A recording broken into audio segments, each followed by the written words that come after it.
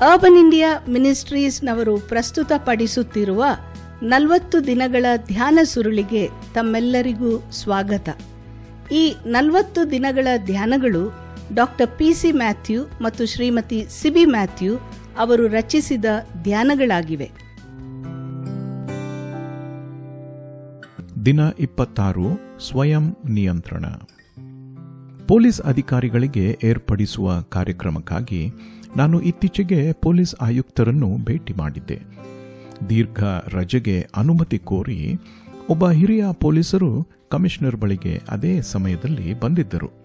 Commissioner ಅವರು ಕೇವಲ 30ರ ಹರೆಯದವರಾಗಿದ್ದರು ಮತ್ತು ವಯಸ್ಸಾದ ಈ ಪೊಲೀಸ್ ನಿವೃತ್ತಿಯ ಸಮೀಪದಲ್ಲಿ ಇದ್ದರು.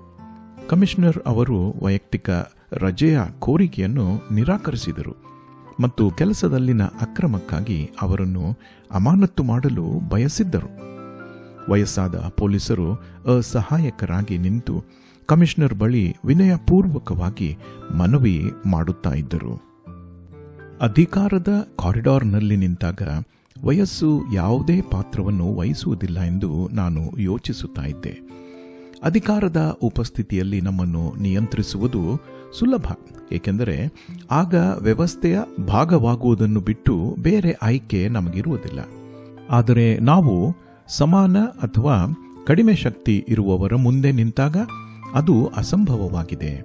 ಆದಾಗ್ಯೂ ತ್ರಯೇಕ ದೇವರ ಕುಟುಂಬದ ಗುಣಲಕ್ಷಣದಲ್ಲಿ ಮಾನವರನ್ನು ತಮ್ಮ ಕೋಪದಲ್ಲಿ ನಾಶ ಮಾಡುವ ಎಲ್ಲ ಶಕ್ತಿಯನ್ನು ಹೊಂದಿದ್ದರೂ ಸಹ ಸಂಯಮವನ್ನು ತೋರಿಸುವ ಅವರ ಸಾಮರ್ಥ್ಯವನ್ನು ನೋಡುತ್ತೇವೆ. ಮಾನವರು ಮೊದಲು ದೇವರ ವಿರುದ್ಧ ಪಾಪ ಮಾಡಿದಾಗ ನಾವು ಇದನ್ನು ಸ್ಪಷ್ಟವಾಗಿ ನೋಡುತ್ತೇವೆ. ಆ ಸಂಜೆ ದೇವರು ತನ್ನ ಮಕ್ಕಳನ್ನು ಹುಡುಕುತ್ತಾ ಕರೆಯುತ್ತಾ ಬಂದನು. ಮಾನವ ಪಾಪದ ಪರಿಣಾಮಗಳು ಏನೆಂದು ದೇವರಿಗೆ ಸಂಪೂರ್ಣವಾಗಿ ತಿಳಿದಿತ್ತು.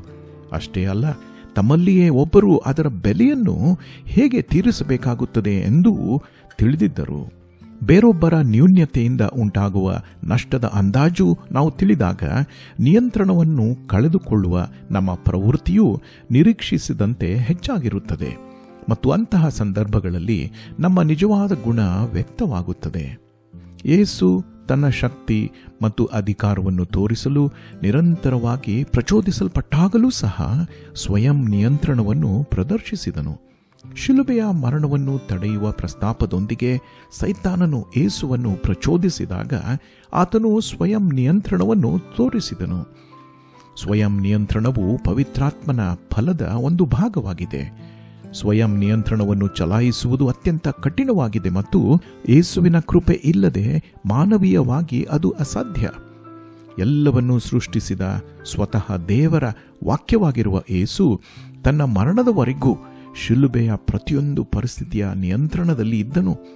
ತಾನೇ ಸ್ವತಃ ತನ್ನ ಆತ್ಮವನ್ನು ತಂದೆಗೆ ಒಪ್ಪಿಸಿದನು ಮತ್ತು ಯಾರೂ ಅದನ್ನು ಅವನಿಂದ ತೆಗೆದುಕೊಳ್ಳಲು ಸಾಧ್ಯವಿರಲಿಲ್ಲ. ನಾವು ಅಧಿಕಾರವನ್ನು ಹೊಂದಿರುವ ಸ್ಥಳಗಳಲ್ಲಿ ಸ್ವಯಂ ನಿಯಂತ್ರಣವನ್ನು ತೋರ್ಪಡಿಸುತ್ತಾ ಆತನಂತೆ ಇರುವುದು ಆತನ ಕೊಡುಗೆ ಆಗಿದೆ. ಇದು ನಮ್ಮಲ್ಲಿ ನೆಲೆಗೊಂಡಿರುವ ಪವಿತ್ರಾತ್ಮನಿಂದ ಮಾತ್ರ ಸಾಧ್ಯ. ಹಣ್ಣುಗಳು ಸಮಯಕ್ಕೆ ಅನುಗುಣವಾಗಿ ಹಣ್ಣಾಗುತ್ತವೆ ಮತ್ತು ನಮ್ಮ ಮೂಲಕ ಪ್ರಕಟಗೊಳ್ಳಲು ನಿರಂತರವಾಗಿ ಪೋಷಣೆಯ ಅಗತ್ಯವಿರುತ್ತದೆ. ನಮಗಿಂತ ಕಡಿಮೆ ಶಕ್ತಿ ಹೊಂದಿರುವವರೊಂದಿಗಿನ ಸಂಬಂಧದಲ್ಲಿ ನಾವು ಎಷ್ಟು ಸ್ವಯಂ ನಿಯಂತ್ರಣವನ್ನು ಹೊಂದಿದ್ದೇವೆ? ನಮ್ಮದೇ ಆದ ಶೋಧನೆಗಳು ಮತ್ತು ಪ್ರಲೋಭನೆಗಳು ಬಂದಾಗ ನಾವು ಎಷ್ಟು ಸ್ವಯಂ ನಿಯಂತ್ರಣವನ್ನು ಹೊಂದಿದ್ದೇವೆ? ನಮ್ಮಲ್ಲಿ ಆಳವಾಗಿ ಬೇರೂರಿರುವ ಕೆಲವು ನಾಚಿಕೆಗೇಡಿನ ಸಂಗತಿಗಳಿಂದ ಹೊರಬರಲು ನಾವು ಅಸಮರ್ಥ ಎಂದು ಭಾವಿಸುತ್ತೇವೆ. ಆದರೆ ನಮ್ಮ ಜೀವನವನ್ನು ಆಳಲು ದೇವರನ್ನು ಬೇಡಿಕೊಳ್ಳುವ ಮೂಲಕ ನಾವು ಅವುಗಳನ್ನು ಜಯಿಸಬಹುದು. ಹಾಗೆ ಆಗುವಾಗ ಸ್ವಯಂ ನಿಯಂತ್ರಣವು ಕೇವಲ ದೇವರ ನಿಯಂತ್ರಣವಾಗುತ್ತದೆ.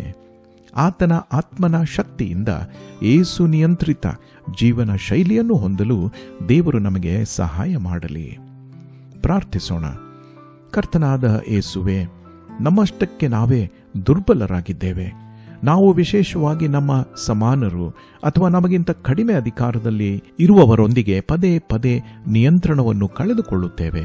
ಅಂತಹ ಸಂದರ್ಭಗಳಲ್ಲಿ ದೇವರಾತ್ಮನೇ, ನೀನು ನಮಗೆ ದೇವ ನಿಯಂತ್ರಣ ನೀಡುವಿಯಾ? ನನ್ನನ್ನು ನಿನ್ನಂತೆ ಮಾಡು. ಯೇಸುವಿನ ನಾಮದಲ್ಲಿ ಬೇಡಿದ್ದೇವೆ. ಆಮೆನ್.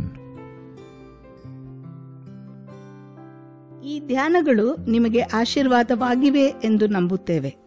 ಇದನ್ನು ನಿಮ್ಮ ಕುಟುಂಬ ಮತ್ತು ಸ್ನೇಹಿತರಿಗೂ ಸಹ ಕಳುಹಿಸಿರಿ. ಆತನಂತೆ ಆಗುವುದು, ಆತನ ಜೊತೆ ಇರುವುದು, ಆತನಿಗೋಸ್ಕರ ಇರುವುದು ಎಂಬ ಧ್ಯಾನ ಸುರುಳಿಗಳು ಇಂಗ್ಲಿಷ್ನಲ್ಲಿ ಲಭ್ಯವಿದೆ. ಅದನ್ನು urbanindia.org ಯಲ್ಲಿ ನೀವು ಕೊಳ್ಳಬಹುದು.